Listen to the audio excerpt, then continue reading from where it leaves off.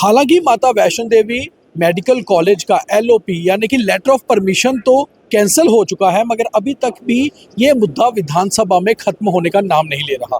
National conference के विधायक अल्ताफ कल्लू ने आज कहा कि बीजेपी के सभी मुस्लिम लीडर्स को दरअसल रिजाइन कर देना चाहिए, क्योंकि जिस तरह से मेडिकल कॉलेज के मुद्दे पर धर्म के नाम पर कॉलेज को कैंसिल करवाया बीजेपी ने। इसी को लेकर बीजेपी का एक स्ट्रॉन्ग रिएक्शन आया है और उनका कहना है कि नेशनल कॉन्फ्रेंस दरअसल धर्म की सियासत कर रही है। तो सुनिए बीजेपी का रिएक्शन है क्या। बीजेपी के कश्मीर के सभी लीडर्स को रिजाइन कर देना चाहिए, ऐसा बयान दिया दरअसल नेशनल कॉन्फ्रेंस के पहलगाम से विधायक अल्ताफ कल्लू ने। और उन्होंने कहा क्योंकि बीजेपी धर्म की सियासत करती है और एक खिते की सियासत करती है, मगर बीजेपी ने तो कश्मीर में भी अपने कैंडिडेट उतारे थे। हमारे साथ इसी पे रिएक्ट करने के लिए रामनगर से बीजेपी के विधायक हैं भारद्वाज साहब।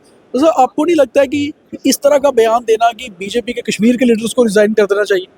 देखिए, मुझे लगता है इनके एक विधायक ने एक बात बोली थी, अब्बा जब्बा डब्बा, तो ये सारा डब्बा है, क्योंकि इन्होंने शायद ये होमवर्क करके नहीं आते कि जब आप भारतीय जनता पार्टी को देखेंगे तो भारतीय जनता पार्टी बिलीव करती है सबका साथ, सबका विकास, सबका प्रयास।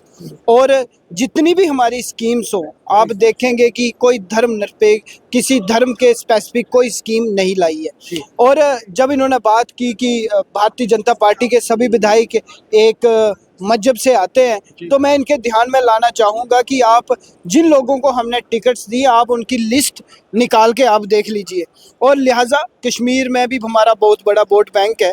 आज ये सरकार में जरूर है, मगर जम्मू कश्मीर की जनता ने सबसे ज़्यादा वोट अगर किसी को दिया है वो बीजेपी को, भारतीय जनता पार्टी को दिया है। मगर हमारी सीट्स कम रहने की वजह से इस बार सरकार नहीं बनी, लिहाजा आगे बनेगी। मगर भारतीय जनता पार्टी सबका साथ, सबका विकास और सबका प्रयास की बात करती है, तभी ट्रेन उधमपुर से जाती है और बारामूला तक जाती है।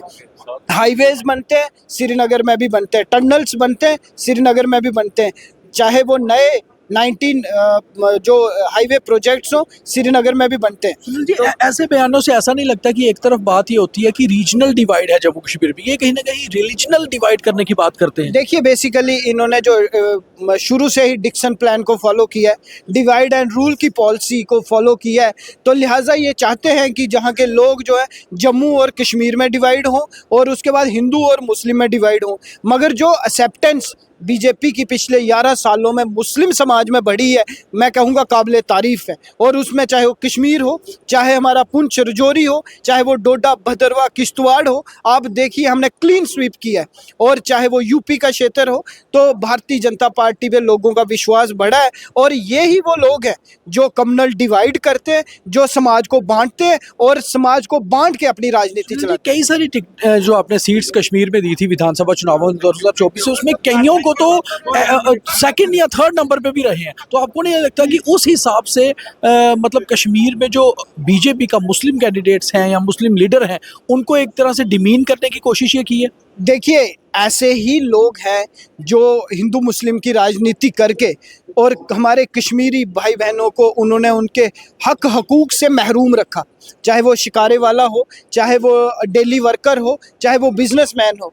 ये इन्हीं के ऐसी स्टेटमेंट्स की वजह से 300 दिन कश्मीर बंद रहता था। बट लिहाजा जब से बीजेपी आई है, ये सब लोग सुकून में जी रहे हैं। आपने देख लिया पिछले दिनों जो इलेक्शन कश्मीर में हुई, रिजल्ट आपने देख लिया, एनसी बुरी तरह वहाँ पे हारी है। और आने वाले टाइम में भी कश्मीर लोगों का मन बन चुका है कि भारतीय जनता पार्टी एक डेवलपमेंट की राजनीति करती है, सबका साथ, सबका विकास करने का प्रयास करती है और कश्मीर से कन्याकुमारी तक सबको एक नज़र से देखती है। लिहाजा ये जो लोग हैं जो ऐसी राजनीति करते हैं, इनको मैंने कल भी एक शेर बोला था कि तुम्हारी ज़मीन बची नहीं, मगर प्रॉब्लम तो ये है कि तुम्हें इस चीज़ पे यकीन नहीं। तो इनको इनकी ज़मीन नहीं बची, आने वाले इलेक्शन में आप देख लें। सुनील जी, आप एक पढ़े लिखे विधायक हैं, यूनिवर्सिटी में भी प्रोफेसर रहे हैं, आप अच्छे से सियासत को समझते हैं। आपको लगता नहीं इस तरह की जो सियासत करके जम्मू कश्मीर का हालात ख़राब कराने की कोशिश होती है? और क्या बीजेपी इसके खिलाफ प्रोटेस्ट वगैरह करेगी कि इस तरह के बयान सदन के अंदर दे रहे हैं? हम इसको स्ट्रांगली कंडेम करते हैं और इसके अलावा we will play as an responsible opposition. Opposition is a shadow government, is a alternate government. जहाँ पे भी गवर्नमेंट डिलीवर ना कर पाए लोगों की एस्पिरेशंस पे, लोगों के बेसिक मुद्दों पे, वहाँ अपोजिशन को अपना काम करना पड़ता है, लिहाजा वो हम पूरे जोर शोर से करेंगे और गवर्नमेंट को आंसरेबल भी ठहराएंगे और ये डिवाइड एंड रूल की राजनीति ना हो, इसके लिए जो भी मुमकिन प्रयास होगा we will do that. Thank you. Thank तो ये थे सुनील भारद्वाज रामनगर से बीजेपी के विधायक, जिनका कहना है कि बीजेपी बिल्कुल कंडेम करती है ऐसे स्टेटमेंट को जो कि एनसी एमएलए ने दिया कि बीजेपी के सभी मुस्लिम लीडर्स को कश्मीर से रिजाइन कर देना चाहिए। उनका कहना है कि बीजेपी इस तरह की सियासत नहीं करती, जबकि नेशनल कॉन्फ्रेंस रीजनल डिवाइड के साथ साथ रिलीजनल डिवाइड भी करने की कोशिश कर रही है। सहयोगी राजकुमार के साथ मैं दीपक खजूरिया, जम्मू कश्मीर विधानसभा, जम्मू।